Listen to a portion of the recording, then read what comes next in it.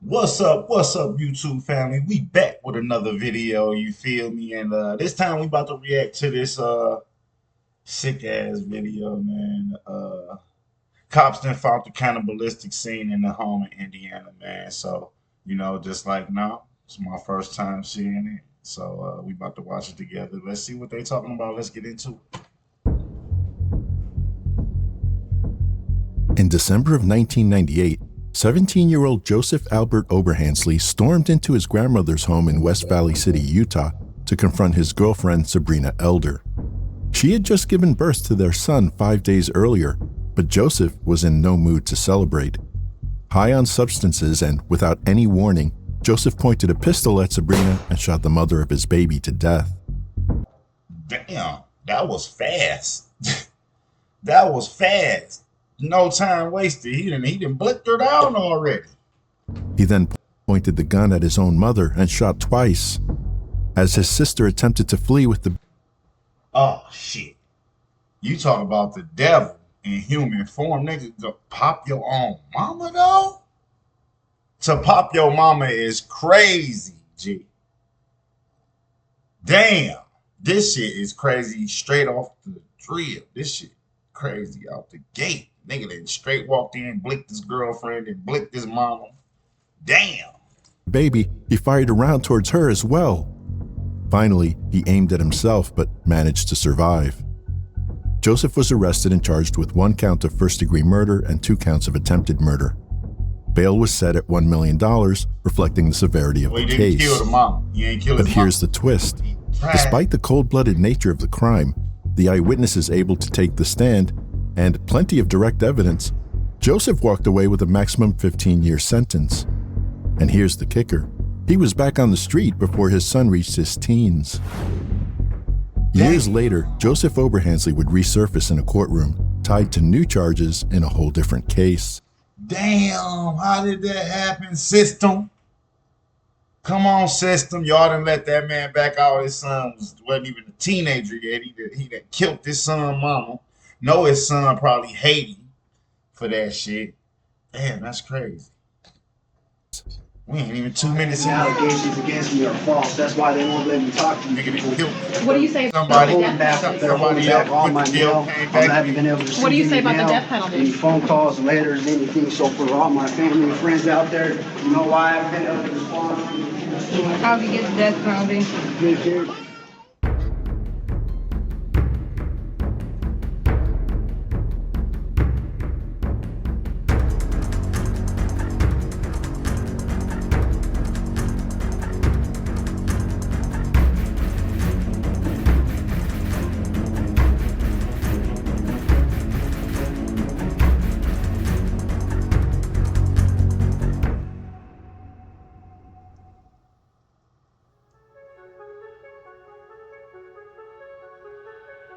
Joseph Oberhansley was born on March 29, 1981, and grew up in West Valley City, a quiet suburb in Salt Lake County, Utah. By his own account, his childhood wasn't just good, it was better than most. His family backed this up, remembering him as a kind-hearted boy with no real history of trouble or violence. But in 1997, tragedy struck hard. Within a matter of weeks, Joseph lost both his older brother and his father. Emotionally shattered, he spiraled into substance abuse and developed a short fuse. His schoolwork took a hit as well, and he dropped out of Hunter High School at just 17. Not long after, police records linked him to gang activity. Around the same time, his 16-year-old girlfriend, Sabrina Elder, became pregnant. But And a lot of people don't understand, with these kids, though, like that, some tragic shit like that happen to a kid, they do really spiral. You got to have a lot of cushion, a lot of support behind the child that go through something tragic like that to, maintain, be successful, less stressful, as an adult. Because as kids, they carry that trauma and shit into adulthood. So, you know what I'm saying? You gotta jump on that shit, and if you don't, then shit like this be happening. You feel me? So yeah, that's crazy though. I feel bad for the young man because it wasn't nothing that he did that he could control. It was just a tragic incident that happened in his life, made him start spiraling, and he never got out the spiral. but their relationship quickly fell apart. Despite their breakup, Sabrina moved into Joseph's grandmother's house for support, living with his grandmother, mother, and 13-year-old sister. Joseph wasn't happy with this arrangement and doubted the baby was even his. Still, on December 4th, 1998, Sabrina gave birth to Joseph Oberhansley Jr. But the brief joy of their son's arrival would soon be overshadowed by violence. 5 days later, on December 9th, Joseph showed up at his grandmother's house, glassy-eyed and high on methamphetamine. In a blind rage, Joseph suddenly pulled a gun out of a bag and shot Sabrina 5 times. She was pronounced dead at the scene by the Utah State Medical Examiner. At the time of the shooting, Joseph's mother was holding the baby. After laying him down to tend to Sabrina, she was shot twice in the back and arm. In a desperate bid to escape, Joseph's 13-year-old sister grabbed the baby and tried to flee. Joseph turned and fired a shot at her from close range, but missed. She wasn't the only. Damn, so he tried to pop the sister too with the baby in her arm. He ain't give a fuck. He ain't give not one fuck.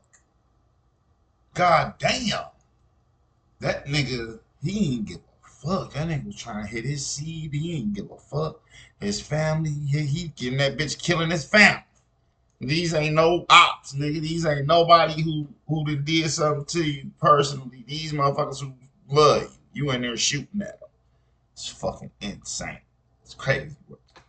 Lucky one. Joseph survived a self-inflicted wound, albeit with a bullet lodged in his frontal lobe. And the nigga shot himself, but didn't even kill. Nigga. And he shot himself. He's shooting all the family members. Blick, blick, blick, blick. Then he turned the bitch on him, blick, and then don't even get the job done. Crazy. The baby was unharmed and quickly placed in state custody. Joseph and his mother, Brenda Self, were airlifted to a nearby hospital in critical condition. Mrs. Self was released after 2 days, but Joseph remained for 3 weeks. Once discharged, he was arrested and charged with first-degree murder and attempted murder.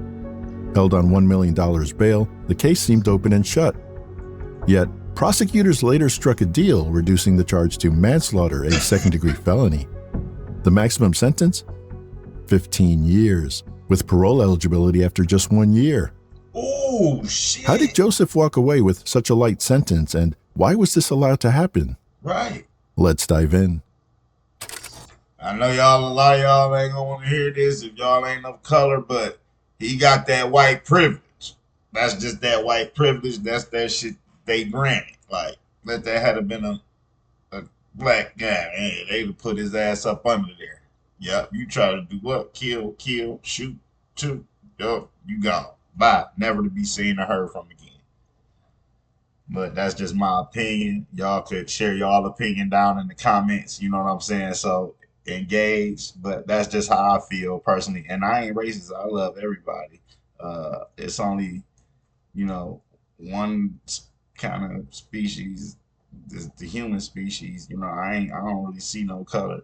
I love all people and I treat all people the same. To be honest, a white man killed my brother. I could say I hate white people, but all white people ain't, like, you know what I'm saying, bad. So I'm gonna just let y'all in my life, my personal life, for a little bit. Yeah, white man killed my brother, but he in jail and all that. So, but he got 18 in life, so he eligible for parole. But Lord knows if I'm still alive, he'd never come get out because I'm going down there. Nah, my brother ain't back. So my brother get back, he can't get out.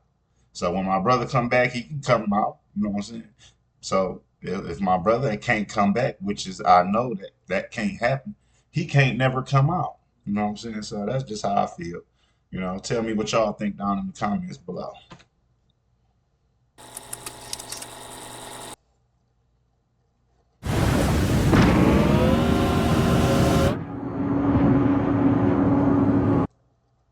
These are live reactions, so y'all don't, no editing. I ain't editing nothing. Prosecutors initially charged Joseph with first-degree murder and 2 counts of attempted murder, but the case weakened when his family refused to testify. The defense raised mitigating factors, including claiming that his head wound was actually a beneficial injury that could result in him becoming a calmer, less aggressive person. They also argued diminished responsibility due to drug use and stress from his family's deaths. Given these factors, the state accepted a plea deal, reducing the charge to manslaughter, a second-degree felony carrying up to 15 years in prison, and a $10,000 fine. And you know what else I was thinking, family? But for real, listen. I was just thinking in my head watching this like, damn, his family should be in there like, hell no. But his family the one who he goddamn shot. You know what I'm saying? So I'm like, damn, what are the people family at like doing letting this man off? But his family is the one that he committed the fucking crime against. So I don't know. This shit about to get crazy. We ain't even 10 minutes in the video, bro. And I didn't pause this bitch like 20 times already. But I'm fucking with y'all. I'm engaging with my audience, you know what I'm saying? So I want y'all to engage with me and this shit. So I'm really, talking about this shit. I'm giving y'all my official, real feelings, opinions, and all that. Because I'm just seeing this shit just like y'all for the first time. In June 1999, a judge, relying on a psychologist's report, deemed Joseph no longer a danger and lifted his $1 million bail. On July 1st, 2004, Joseph attended a parole hearing with both the victim's relatives and his own family present. The audio offers a compelling glimpse into how these hearings unfold. It starts with the parole board recounting the tragic events of December 9th, 1998, the day Sabrina Elder was murdered. The shot missed her. She grabbed your 5-day-old son and ran from the room. You then shot yourself in the head. Report indicates a bullet went in your chin and lodged in the front of your brain. When police responded to the scene, they noted that you were alive, semi-responsive. However, Sabrina was dead. Your mother was unconscious but alive. She and you were life-flighted to the hospital. She was treated for a shattered arm and some internal damage to her kidney and liver. You were comatose for a time, but underwent surgery to remove the bullet, or I guess at least some bone fragments. I don't know how much was removed. You were hospitalized for another 2.5. So he goddamn telling him what he did. It sound like the young nigga that put the strap to his chin, boom, after he then shot his baby mama, shot at his sister and shot his mama. They police come in that bitch, find his baby mama dead. Him and his mama unconscious. They life flighted out. I guess the sister got out with the baby. They was life flighted to the hospital. His mom got checked out pretty quick, but he was in that bitch for 3 more weeks. Almost 3 weeks in a coma or something, I guess. He had injuries to his frontal lobe from the boom to the, man. It's crazy. Almost 3 weeks. Your new girlfriend at the time, Mandy, said you were furious with Sabrina. Said you'd call her an effing bitch, whore, things like that. You'd talk about how you could kill her. But I would say all that is inaccurate. Mandy, she was never my girlfriend. It was just more of a friend. And also, she gave numerous false reports to the police on other things, situations. I'm sure it's in there. She said the night before this, you said you were going to, quote, shoot the f***ing bitch.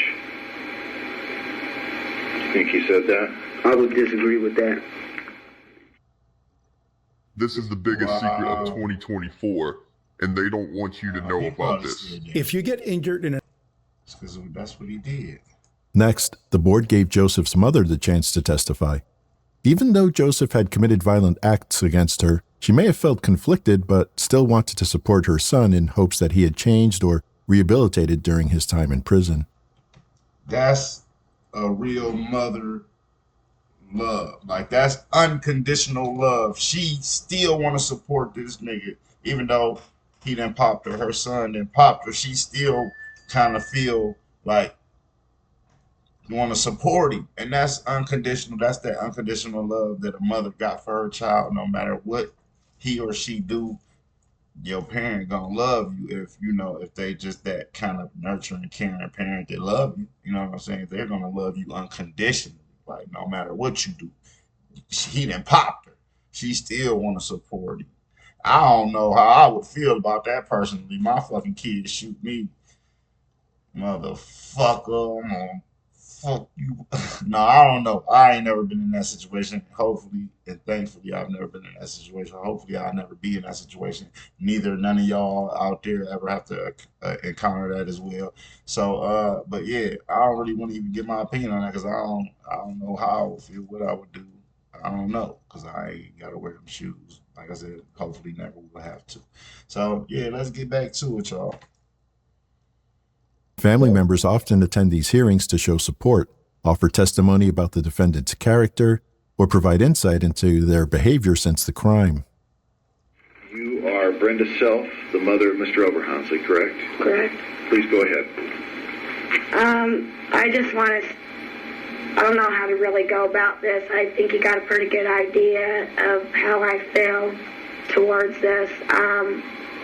But I do believe that Joseph did not intentionally have this planned.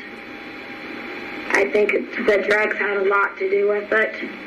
And That's his mom. She's still like this is like supporting him. I'm here to support him. There it is. I know Sabrina to me is alive in spirit. And I believe that Sabrina would forgive Joseph. Truly, I do. Next up, one of Sabrina's relatives spoke, his voice steady but laced with raw emotion, determined to sway the parole board.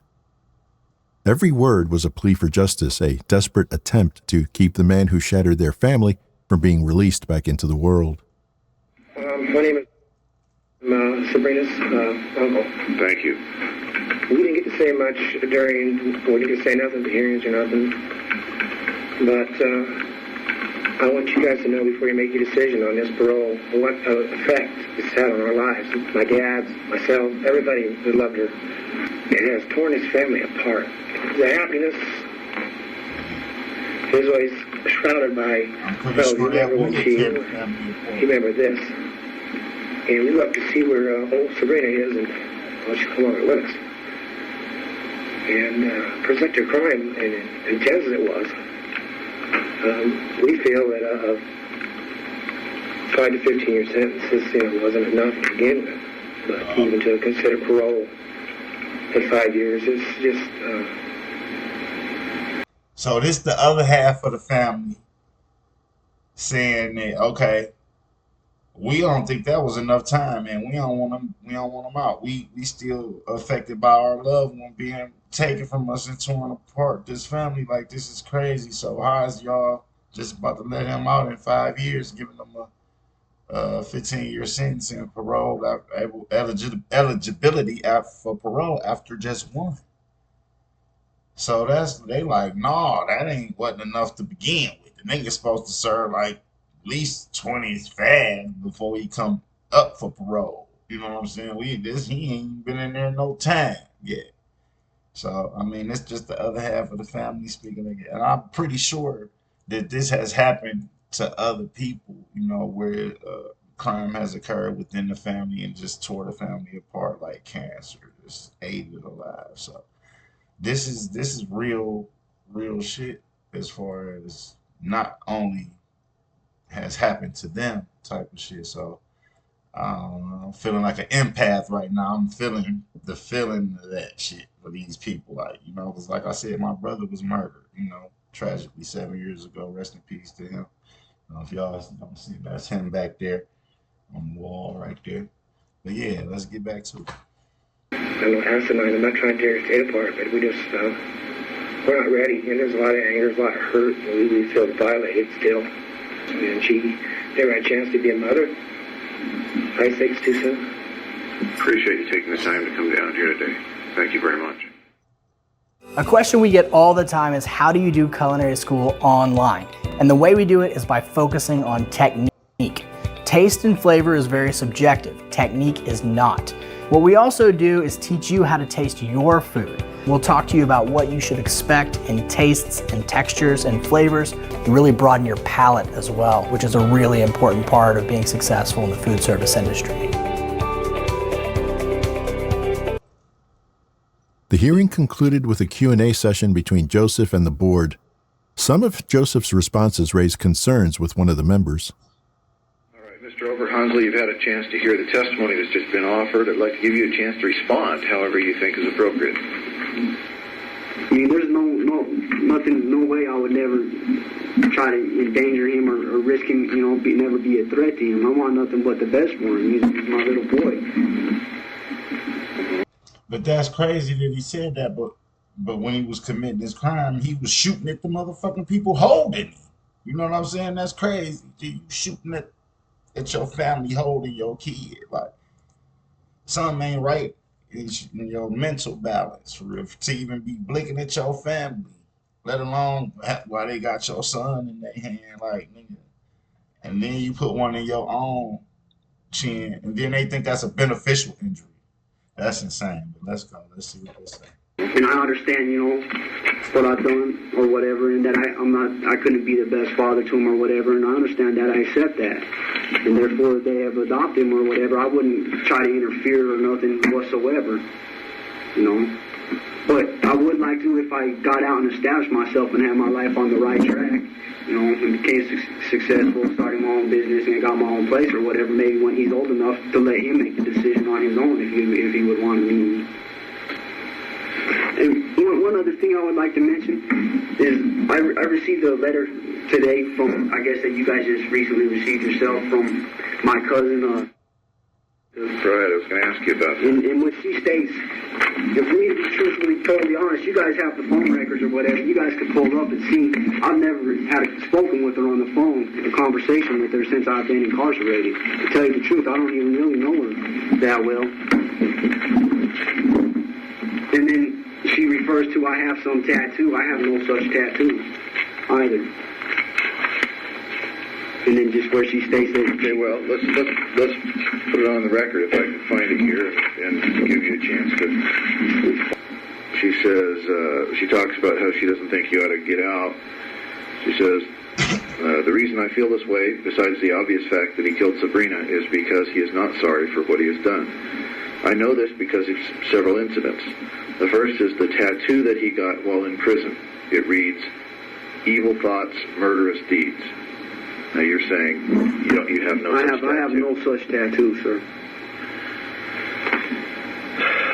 Another incident happened one day when I was visiting my grandmother. Joseph called my grandmother on the phone, and she handed the phone to me and said, "Here, talk to him." I started talking to him, asking questions like, "What have you been doing?" He answered, "Lifting weights. I'm getting really big." So I said, "Well, what are you going to do with yourself when you get out?" His answer, "I don't know." I then decided it was time to find out if he was sorry. I asked, "Joseph, are you sorry for what you did?" His answer was, "No, I did what I had to do." Did that conversation ever take place? No, sir, it never did. And I believe you guys have the phone records or whatever. If you really wanted to go to pull it up, you're more than welcome to prove what I'm saying is true. Well, I mean, are you saying the phone records would show no, you never had a call to your grandmother? Well, no, I've called my grandmother, but in no such call have I ever spoken to April. I have not spoken to her since before this crime has ever taken place. And that's the honest truth. Did you ever tell anybody that you had a tattoo that read anything like that? No, I have no such tattoo. The tattoo that I have a tattoo like my mother was saying, a big portrait of Sabrina that says "in loving memory," and just a few other ones. But I have no such tattoo that states that. Okay. I think we've touched on all the points that I wanted to ask you about. What else would you like to say here today? I would just like to say, I'm sure you guys already know from the letters you've received from me, but I'd like to stress the fact on how remorseful and regretful I really am for this crime. Like I've said, me being here in prison is punishment, but it doesn't hold a candle to what I feel inside my heart emotionally and that I go through every day. Not one day goes by I do not think of Sabrina. I did really love her. And just, you know what I mean? I ruined I caused a lot of heartache and pain on everybody's life, on her family's lives as well as my own. As you see, everybody that's came forward to make statements or whatever against me has been pretty much my whole family. I do have reports from the prison indicating you're a good worker. You've been involved in numerous programs. Yes. Bible study, anger management, victim impact. ACT, substance abuse, Alcoholics Anonymous. You've now graduated high school. I've graduated high school. I'm enrolled in my first semester of Salt Lake Community College Electronics Trade Program. And all of that's very commendable. No anger problems? No anger problems. I've never had any convictions of any dirty UAs nor fighting write-ups. Which the report that Belina Espinosa-Cole, she did a psychological report on me.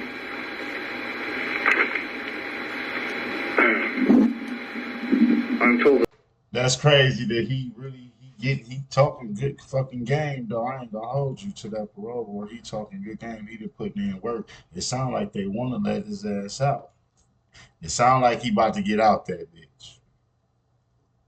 To me, they about to open them gates for that motherfucker. but there is, in fact, a tattoo on your back that says murderous deeds. True or false? On my back, that is true, but not the rest of whatever that says. Now, why, when I asked you just a minute ago about the tattoo, Party. you said your answer, if I can recall, was no, I don't have anything like that. Well, And now, this evil thoughts, murderous deeds. I don't know. I have no tattoo like that. okay, I guess, well, we probably differ on what constitutes a similarity, but you've done a lot of good things since you've come in here, Mr. Oberhansley. I will just, I don't know what the board decision is going to be. That we make our decisions by a majority vote of 5 board members, so I'm going to have to take your file back and share it with the others, and we'll notify you of that by mail in a few weeks. I guess one thing that concerns me, and I don't know how accurate I am in reading this, I mean, I think you're sorry, and yet... Anyone with $10,000 or more in credit card debt or personal loans may qualify for help from National Debt Relief. It's almost as if you're sorry. It's like you'd hit somebody's dog or something. No, sir. In no way am I trying to minimize this crime or nothing. I mean, I am very truly sorry, coming from my heart. The Utah Board of Pardons and Parole set Joseph free on July 10, 2012, after he had served 12 years of a 15-year sentence. He then applied and was approved for what is known as an interstate compact parole agreement that allowed him to relocate to Indiana to live with his mother. It would be up to local authorities in Indiana to report any police interactions to the Utah Parole Board until his 2-year parole term ended.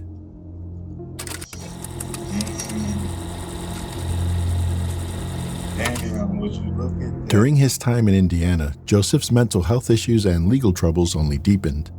He held a job. I knew they ass was gonna let him out. They let him out and let him relocate to another state. So now they put it like the other state's police department is their job to let them know in Utah about any police interaction he have in Indiana. The privilege is crazy. At a car dealership for a while, but by March 2013, just 9 months after arriving in Indiana, things took a darker turn. According to court records, Joseph met a woman at a bar in Jeffersonville and agreed to go home with her under the impression that they were going to get it on. Instead, a fight broke out and neighbors called police. When officers arrived and knocked on the door, a woman answered, screaming, "He's killing my boyfriend!" It turned out Joseph was being set up to be robbed. He was arrested and charged with strangulation and resisting law enforcement, but was released on a $1,000 bond. In the following months, Joseph faced minor legal issues, including speeding convictions and a charge of driving with a suspended license. Then, in July 2014, he was charged with criminal recklessness involving a deadly weapon and resisting law enforcement again. Following this incident, officers appealed directly to Clark County Chief Deputy Prosecutor Jeremy Mull and urged him to do everything he could to ensure Joseph stayed behind bars. Police came to Mole and asked him to personally make sure that Oberhansley stayed behind bars. Mole had his bond set at $25,000 cash, but he didn't stay locked up for long. Unknown to me, sometime after he was arrested on that warrant and kept in jail on that bond was reduced without my knowledge or my approval, and he was released from jail. Mole says another prosecutor cut a deal with defense attorneys, reducing Oberhansley's bond dramatically, making it possible for him to get out. I will tell you that I'm devastated that he was released from jail. It was my opinion from the beginning that he needed to stay in jail. That's why I asked for this high cash bond. And when I go in and say this guy's dangerous, he needs to be in jail, and he's put in jail, and then I move on to another case and somebody lets him go, very dangerous things can happen. Prosecutor Mull's claim holds up. The attorney who approved Joseph's reduced bond left office weeks later to move into private practice. Before leaving, the bond was significantly cut from $25,000 cash only to $5,000 cash or surety, an amount small enough for Joseph to scrape together the $500 needed for bail. Indiana was supposed to notify Utah of any police encounters, but there were conflicting claims regarding whether these reports were sent. Utah authorities stated they were unaware of any incidents, while Indiana officials maintained they had reported everything. In any event, Joseph was now free, and through his mother, he would eventually cross paths with his next victim. Right. Tammy Jo Blanton was a true Hoosier, an Indiana native born on January 7, 1968. She graduated from Jefferson High School in 1986 and worked in medical billing and coding for a healthcare technology company.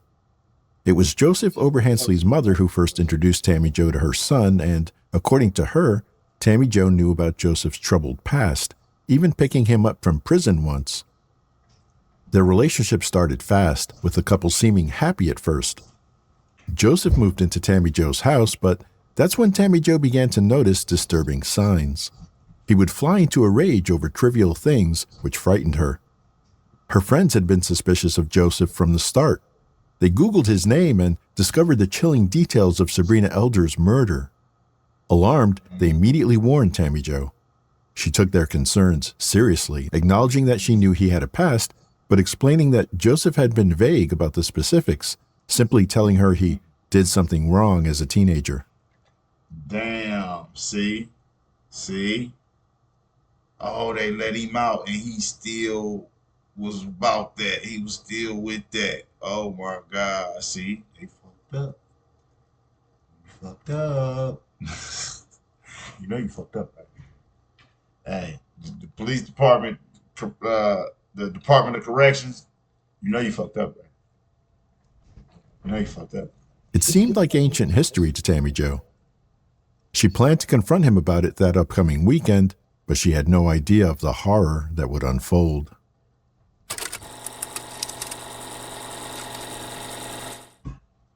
On Monday, September 8, 2014, Tammy Jo revealed to coworkers that Joseph had kept her tied up and assaulted her all weekend, only letting her go when she warned them that her absence would raise suspicions. Tammy Jo. Afraid to return home, she arranged to stay with a friend. 2 days later, Tammy Jo texted Joseph, firmly ending their relationship. "I just wanted you to know I won't be home. No one, and I mean no one, gets to terrify me like you did on Sunday. I will never forget it as long as I live." Joseph replied, trying to downplay the incident. "Baby, we had a great dinner Saturday. Don't let the negative enter your mind. You are my soulmate. Come to me, please. Come home. Talk to me, baby." Tammy Jo stood her ground. "You can choose to be in denial about what happened Saturday into Sunday. I won't be in denial." She threatened to press charges if he didn't leave. That evening, Tammy Jo returned home with her father and a male friend. They changed the locks and barricaded the doors with furniture. Knowing Joseph, she Have you ever tried to visit a website only to have like 90% of it taken up by ads? Pi.org is a web browser extension that lets you felt uneasy. Before bed, she texted her friends, "At the end of the day, I'm taking my life back. No one will take me down." Sadly, Tammy Jo and Joseph would meet one last time.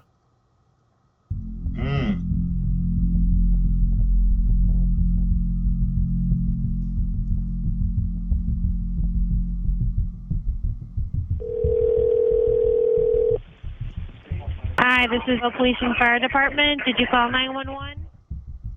On September 11th at 2:52 a.m., Tammy Jo called the Jefferson police from her home to report that Joseph was trying to break in and was refusing to leave. 3 officers arrived and spoke with Tammy Jo and Joseph, who claimed he lived there but that his key was not working. Tammy Jo confirmed she had changed the locks and ended the relationship. The officers then instructed Joseph to leave and to resolve their differences in civil court. He did leave, but not before yelling at officers, "You always take the woman's side." However, concern arose among Tammy Jo's coworkers when she failed to show up for work at 9 a.m. One of them called her cell phone, and a man answered, claiming to be her brother. He said Tammy Jo was at their father's house caring for him. The coworker didn't buy it and contacted the police, who conducted a welfare check. An officer discovered signs of forced entry at the rear door, while 2 others approached Joseph at the front. Joseph claimed Tammy Jo wasn't home and that he had no idea where she was. After detaining him, officers found a bloody folding knife in his back pocket. As officers searched inside the house, they followed a trail of blood leading to the bathroom. There, police discovered Tammy Jo's lifeless body in the bathtub. It appeared that a section of her skull had been removed and a portion of her brain tissue was missing. Oh, hell no. Oh, hell no.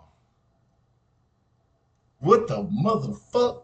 He didn't cut her shit open and then ate her shit? He didn't ate her shit? Officers transported Joseph to the police station for questioning. He initially denied everything, but eventually confessed to breaking in, stabbing Tammy Jo more than 25 times, and eating part of her brain. Oh, I was right. He ate it. Oh, we got another Dahmer out there. God damn, that's crazy. The fuck is wrong with you, man? Man, that nigga, yeah. Department of Corrections, you fucked up. For sure. Ain't no way this motherfucker supposed to be out on the street eating motherfuckers' brains and shit. He later also admitted to consuming her heart and a part of her lung. Oh. He was booked into the Clark County Jail and denied bail. In the months that followed, Tammy Jo's mother, somber and heartbroken, spoke out about the devastating loss of her daughter. She was a daughter, she was a sister, she was an aunt, she was a friend. She was loved by many. Contagious laugh she had. She was a happy person. And she tried to help this fool. Hey, if the friend would have went for that little fluky little story and shit, they would have probably never found her until when the fuck ever. Ain't no telling what he would have did with her or how much of her he would have ate if she would have went for that story and just be like, oh, okay. You know what I'm saying? Like, she like, no, fuck that. Call the police. Police gonna do welfare check this nigga at the door, answer the door. I don't know where she at. I don't know. They didn't detain the nigga and found the knife and went in the house and he, oh my God, he didn't start eating her. And this is what happened. Just isn't right that this person, this evil monster, did the things that he did to her. Prosecutors questioned if he might be trying to lay the groundwork for an insanity defense. There's nothing insane about him.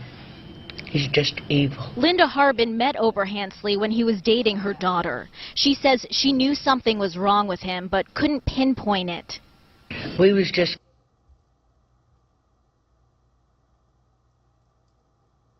Injured in a car accident? Want to see if you qualify for a huge check like this? Don't call insurance, don't call an attorney. Do this instead. There's a new AA app that can tell you if your accident qualifies for a... It's getting close again, and I didn't want to say nothing. She was 47 years old. She'll always be my little girl, but she was grown. You know, what could you say? Harbin wants a say going forward. She says friends and family are united in one thing. Oberhansley should get death. He doesn't deserve to be breathing air right now. Joseph Oberhansley's case took numerous legal twists and turns in the years following his arrest. Shortly after being taken into custody, he revoked his initial confession, attempting to backtrack on his admission of guilt. In a bizarre move, he also claimed that he wasn't Joseph Oberhansley after all. My name is Zeus Brown. I don't know no Mr. Oberhansley. Who is Zeus Brown? Me. I'm Zeus Brown. Did you commit these crimes? I love you, Joseph. I'm Zeus Brown. Oh, not a In 2017, Joseph Oberhansley was declared unfit for trial and sent to a psychiatric hospital. By November 2018, he was deemed competent. Before the trial began, prosecutors withdrew their request for the death penalty, citing the high likelihood that Joseph's alleged mental health issues could result in a reversal of a guilty verdict. The trial began in 2019, but after presenting their evidence, the jury failed to reach a unanimous verdict, and the judge declared a mistrial. The prosecutor chose to retry the case, and after further legal delays, a jury finally convicted Joseph in September. I see something is wrong with that nigga mentally. The nigga that ate the woman brain, heart, and lung and shit. So something gotta be wrong with that nigga. He can't be like a normal motherfucking person, because there ain't no way in a normal person gonna even think about doing no shit like that. Even if a normal person got to kill somebody, they ain't gonna fucking think about eating them. What the fuck? I mean, you know, hopefully nobody got to kill nobody and shit. I don't want to promote no violence, but I do promote and protecting yourself at all times. 2020 of first-degree murder and burglary. He was sentenced to life without the possibility of parole and is currently serving his sentence at the Newcastle Psychiatric Unit. There it is. Afterward, the prosecution and defense reflected on the long, challenging case in interviews with local media. Joe's very distraught, obviously. Throughout the trial, Joe thought things were going well, as did we. Joe thought he'd be acquitted, and he wasn't. So at this time, he's taking it very hard, and I think that's understandable. They caught you. They caught you with the knife, at the house with the body, with the head open and chest open and shit. The fuck you thought you was gonna get acquitted for? Because you was playing crazy? Well, you probably, you was crazy, but you ain't that crazy. You about to take this life sentence here. Now, just moments after speaking with Bateau, Clark County Prosecutor Jeremy Mull left the courthouse. Outside, a close friend of the victim waiting on him to embrace him and say thank you, telling WLKY they faced many obstacles together over the past 6 years, but praising Mull for never giving up. That is something she says she will always be grateful for. Now, Mull said he was determined to get justice not only for the victim, Tammy Blanton, but for those friends and family. This was something that I intended to see through, and to make sure that this man was held accountable for his actions. He was brought to justice, and he was removed from the streets. And so today that happened. Yeah. Well, here it is. Got what he deserved and that. Let me know what y'all think about this video again. As always, like, comment, subscribe to the channel. Help us grow. Come grow with us, man. Guerrilla Gang. You feel me? So, with that being said, I'm sick to my stomach at how lazy some of